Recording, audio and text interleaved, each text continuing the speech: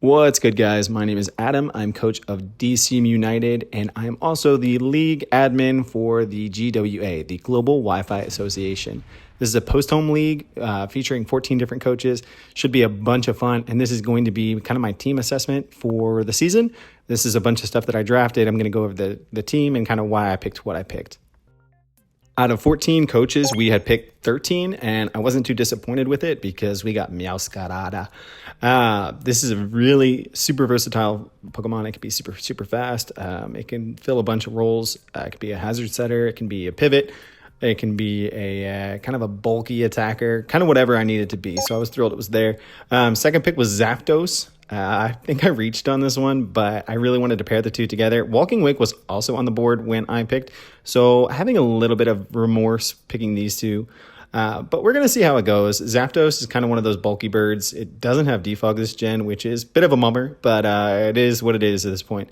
Our third pick, we had to wait just a little bit, but Volcarona was still on the board when I got up to pick again, so I couldn't really leave the bug there. It was a pretty penny. It was like 17 points, but Volcarona can do just about anything I needed to do in this team. It can be pivot, it can be setup, and this team really needed a special attacker other than Zapdos. Up next was Glamora. Glamora, I have a really bad habit of not drafting removal or hazards, and this mon does it all. So I was able to snag Glamora at pick 4, which I was super thrilled it was still there. This will be super pivotal for us, setting spikes, setting toxic spikes when it gets hit. Corrosion, also take care of some of those bulky steel types or poison types that might want to sit in against my team and really be a nuisance. So I was stoked that it was still here. Definitely a pick that I do not regret at all. So moving on, we had our fifth pick, which was Goodra. I can't say Hisui and Goodra. Well, I guess I just did. This one, I have seen it used in draft, and I have loved seeing how people have used it.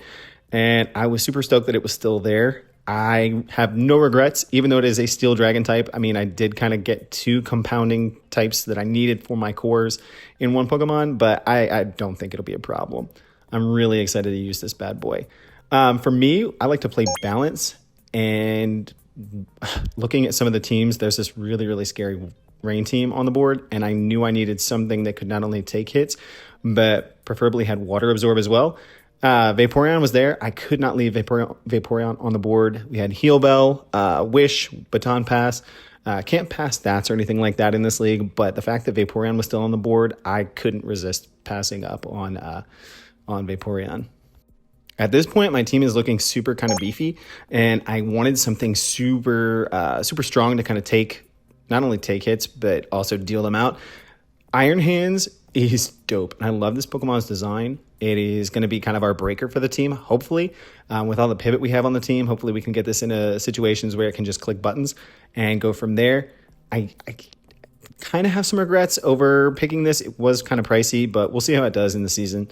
Again, this was a pick that I may have some regrets about, but it was still on the board, and it's such a good breaker. Hisuian Arcanine is going to be a lot of fun to use. I love this Pokemon's design, and I love that you can just kind of click buttons with it. So we'll see how it goes. I really am excited to use this. Like I said, love the design. I love what it's meant to do. Hopefully it can be kind of versatile for us, but I'm really excited to use this Pokemon. Looking at the team, there were a couple of holes that I wanted to fill, and another cleric, a cleric that can actually tank some hits, was something on my wish list. Blissey was there for only 8 points, and again, this is a Pokemon that lost a lot of good moves when it came to Scarlet and Violet. Does not have teleport anymore, which is a big bummer, but it can do the things that I needed to do. It can tank a few hits, and it is going to be one of my Terra Pokemon. In this league, we have 3 options to Terra, so you'll have a Stab, which will have to be normal, and then I'm going with Ghost and Fairy for Blissey. Hopefully it can kind of tank some hits and dissuade some things from wanting to click fighting type moves against it. Last but not least was my other Terra Pokemon, and it is Raichu. It's going to be my electric Terra Captain along with flying and ice. So hopefully this Pokemon can come in like looking at my team. And hopefully the coaches that are listening to this don't see this, and I'm just going to point this out real fast. You can pretty much click EQ against my team as much as you want to. and I don't have a whole lot of answers for it. We may have to address that in free agency. I already did a few swaps and swapped a few months back and forth, and this is the final team. So we're really putting a lot on Zapdos. May have to run an air balloon on a couple things later on in the season, but I mean, honestly, it should be a ton of fun. Post Home brought a lot of niche Pokemon back into the fold, so we'll see how it goes. I feel really confident about this team. Week 1 is going to be rolling out this upcoming week, so there will be a Wi-Fi battle following this. Thank you guys for watching. Hope to see you guys somewhat soon. Take care. Bye.